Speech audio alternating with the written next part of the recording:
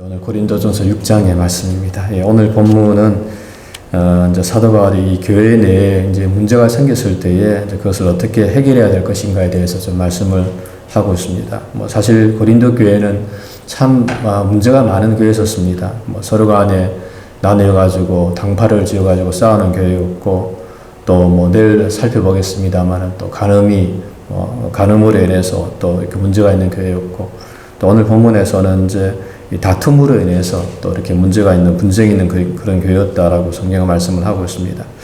그래서 이제 오늘 본문에서 특별히 이제 사도 바울이 이제 그에 대해서 대답을 주고 있는 것을 좀 보게 됩니다. 먼저 1절에서 이제 너희 중에 누가 다른 이와 더불어 다툼이 있는데 구태여 불의한 자들 앞에서 고발하고 성도 앞에서 하지 아니하느냐라고 이렇게 사도 바울이 이야기하고 있습니다.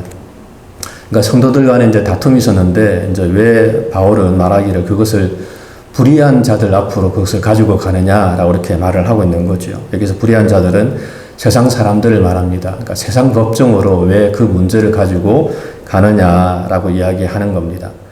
사실은 이제 그것을 교회 내에서 해결하면 되는데, 왜 그것을 꼭 굳이 세상 법정까지 가져가서 그것을 시시비비를 가리느냐라고 이렇게 바울이 이야기를 하는 겁니다. 그러니까 2절에서 성도가 세상을 판단할 것을 너희가 알지 못하느냐.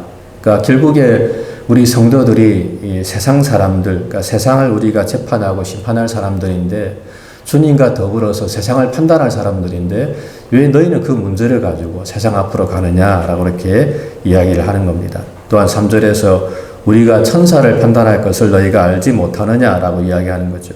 물론 여기서 천사라고 하는 것은 어떤 악한 영들을 말하겠지만, 우리가 그 위치까지 올라갈 터인데 왜 너희들은 그 조그만한 것을 가지고 그 교회 내에서 그것을 다 시시비비를 가리지 못하고 교회에서 경히 여김을 받는 자들, 그러니까 세상 법정까지 가서 그것을 다툼을 하느냐라고 이렇게 이야기를 하고 있는 겁니다.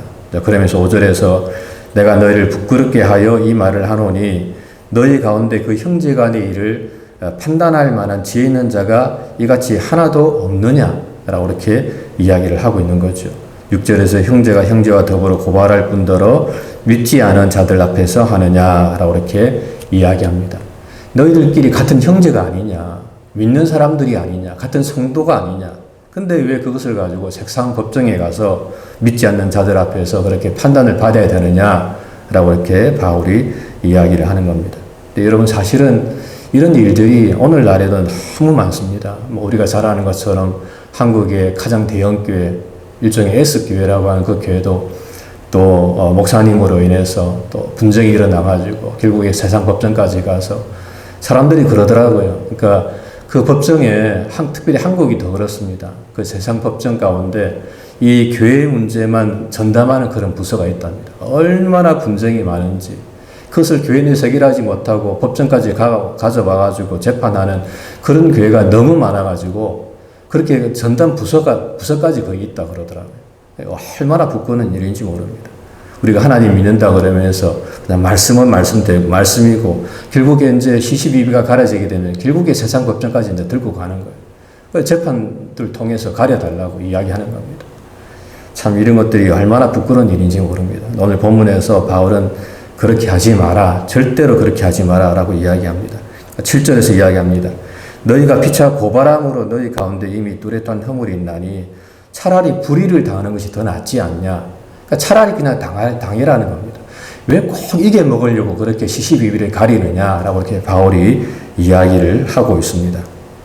차라리 불의를 당하는 것이 너에게 낫지 아니하며 차라리 속는 것이 더 낫지 아니하냐.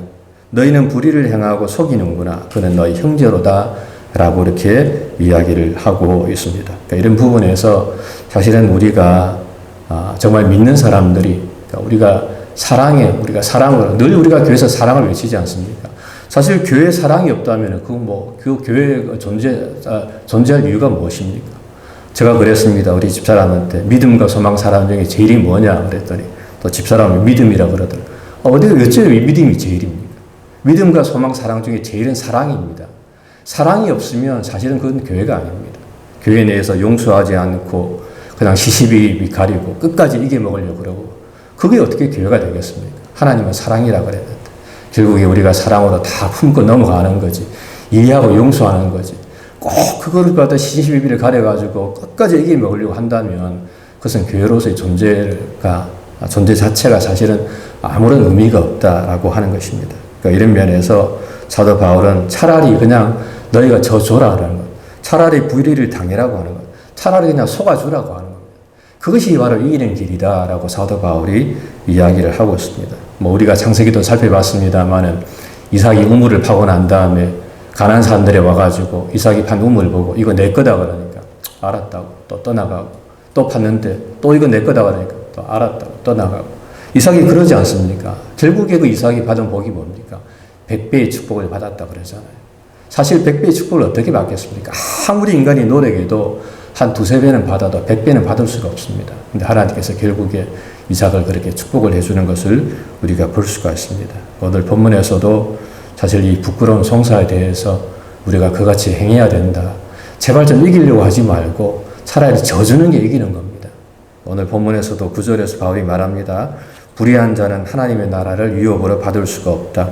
음행하는 자, 우상 숭배하는 자, 간음하는 자, 탐색하는 자, 남색하는 자, 도적이나 탐욕을 부리는 자, 술 취하는 자, 모욕하는 자, 속여 빼앗는 자들은 하나님의 나라를 유업으로 받지 못한다 라고 이렇게 이야기합니다. 그러면서 11절에서 이렇게 이야기합니다. 너희 중에 이와 같은 자들이 있더니, 그러니까 예전에 근데 너희는 그와 같은 자들이었다는 겁니다. 하지만은 이제 주 예수 그리스도의 이름과 우리 하나님의 성령 안에서 씻음과 거룩함과 어렵다 하심을 받았다. 그러므로 사실은 우리가 변화되어야 되죠. 아직까지 믿지 않는 사람들하고 똑같이 행동한다면 도대체 믿는 것이 뭐가 다르겠습니까? 그런 부분에서 과거에 우리가 이렇게 불의한 자였다면 지금은 정말 이제는 변화되어서 하나님 믿는 사람처럼 그렇게 이해하고 용서하고 품고, 물론 우리가 이제 세상 법정에서 우리가 지시비비 우리가 다투어야 될 것은 다투어야 되겠죠. 하지만 교회 내에서 같은 형제들끼리 또 같은 성도들끼리 끝까지 그렇게 저는 사실 그런 목사님 한 분도 알고 있습니다. 근데 그 목사님도 성도들하고 다툼이 있는데 끝까지 싸우더라고요. 근데 결국에 그 성도들 다 나갔습니다, 교회. 그게 도대체 뭘 하는지 모르겠어요, 제가. 그 목사님 보면서. 왜 끝까지 싸워서 끝까지 성도들하고 이겨먹으려고 그러더라고요. 제가 그거 보면서 나는 저러지는 말아야 되겠다. 차라리 그냥 내가 져주고 내가 그냥 떠나가야 되겠다 하는 생각을 제가 한 적이 있었습니다. 저도 지금 사실 그냥 그렇게 하려고 하는데 그렇게 해서는 안 됩니다. 정말 끝까지 이기려고 하는 것은 올바른 일이 아닙니다. 아무튼 오늘 본문에 이 말씀 잘 묵상하면서 정말 믿는 자로서 그렇게 믿음으로 살아가는 저 여러분들 되시기를 주님의 이름으로 간절히 부탁을 드립니다.